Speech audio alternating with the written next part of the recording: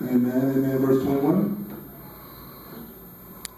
So the Lord God caused the deep sea to come over the land, and he slept. God took one of his ribs and closed the flesh and ate it. Amen. Stop right there. You know, I always think it's amazing because God can bless you while you're sleeping. Adam was put to sleep in a deep sleep, the Bible says, and he woke up with a blessing. When you're in the will of God, things change. Yes, amen. People change, kids change, marriages change, issues change, obstacles change, challenges change, communication changes. When you're in the will of God, He will bless you in typical unblessing situations, amen? Because the typical thing about it is that when you go to sleep, you just think about snoring. That's about it. And wake up to the same mess, the same issue, the same drama you went to sleep with, amen?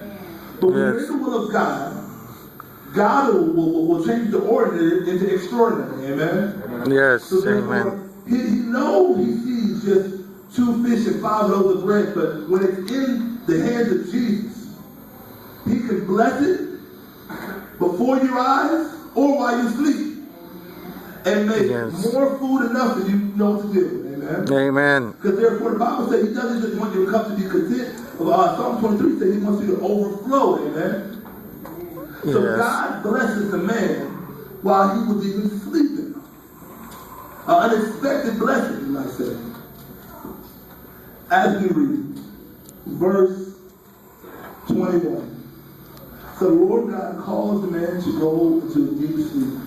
And while he was sleeping, He took one of the ribs from the man and closed it up with flesh.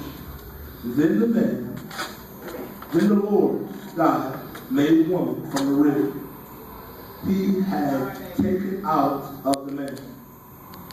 And He brought her to him. Amen. You know, this verse right here, when it says, taken from the man into the woman and brought her to the man. You know, brother, I know a lot of single people, right?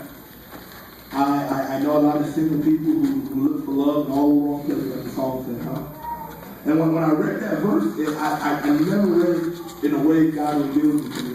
And I like how the Bible goes into detail that He had taken out of the man and He brought her to the man. So therefore, it wasn't no eHarmony, it wasn't no matchmaker, it wasn't no Cupid, it wasn't none of that. God designed her for him and brought her to him. So He orchestrated a whole entire love connection to happen. It wasn't nothing needed. It wasn't nothing extra. You didn't have to put a little perfume, cologne in the air. When you're inside the will of God, He'll move things around to bless you. Amen. Yes. So that wife, that husband you've been praying for, just stay in the will of God, the Bible says He brought Eve to him. So therefore, you wasn't even planning to go to Walmart day, but God put it on your mind to go to Walmart and you meet your wife. Amen. You wasn't planning on getting a flat tire today, but happened your husband was to stop and fix your tire. And 30 years later, y'all still married. Yes. So God will bless you in unblessable situations if you're in the will of God. Amen. As we read. So Adam is excited about Eve. He goes on to say in verse 23 that this is bone of my bone, flesh of my flesh. She shall be called woman because she was taken from man. Amen. So things are very, very good in the garden. It's a lot of things going on. Adam is blessed. Eve is blessed. God is just happy. They're blessed people that they're walking the way He wants them to walk. They're talking the way He wants them to talk. Anything they want, they can have, as long as they follow the instruction that God gave them. And remember, God did not give them instructions to hurt them, to bless them. Amen? Amen. You know, I heard somebody say that guns don't kill people, people kill people. So therefore, blessings not necessarily kill you, but when you use the blessing to your own advantage, you shall kill you. Because the wages of sin is always going to be death. It doesn't change. Amen. So God was playing matchmaker, and he got a match. So Adam and Eve is the first picture of marriage that we have in the Bible. Amen. Therefore, they were in a blessed situation, a blessed place, a blessed being. They had everything they wanted. They were inside the will of God. So Adam could speak things, and God would respond based on what he even said, because he's in the will of God. So when you're walking, talking, when you're immersed in the Spirit of God, when you go to work, things change. People don't talk to you the same, because they see those angels around you. They see the blood flowing through you. And they can't just talk to Jesus any type of way. It's amazing how people have patience when they're not a patient person when they see you. And it's not nothing you did. It's not nothing you possess. It's God living inside of you, speaking and walking and talking and interacting in your life. Yes, amen. You know, church, I think sometimes we need to be like that annoying little brother. Because, you know, I have 3 little brothers and sisters, and sometimes in my teenage years, you know, my little brother always wanted to go wherever I was. I'm going out here, can I go with you? I'm going, can I go with you? Can I go with you?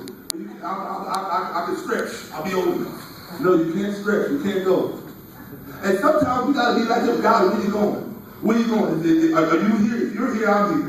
Are you going to the car? I want to go in the car. Are you going over here? I'm going over here. Wherever you go, God, I want to go. Because when you go, there's blessings to happen. I want to be in the midst of you. I just want to be associated with him. Yes, but God amen. said that you don't, I'll give you the association. I'll give you my name. That I'll marry you into my family. You're not just Brother Martin or Brother Word Khalid or anybody else. That you're my child. And yes, you don't got to pay for the initiation. It's already paid for. And yes. if you just walk by faith, not by sight, wherever I go, you'll go. And you'll be a reflection of me. And I want you to speak to others that join my family is free. Come on now. You know, I hear people all the time talk about Christianity, that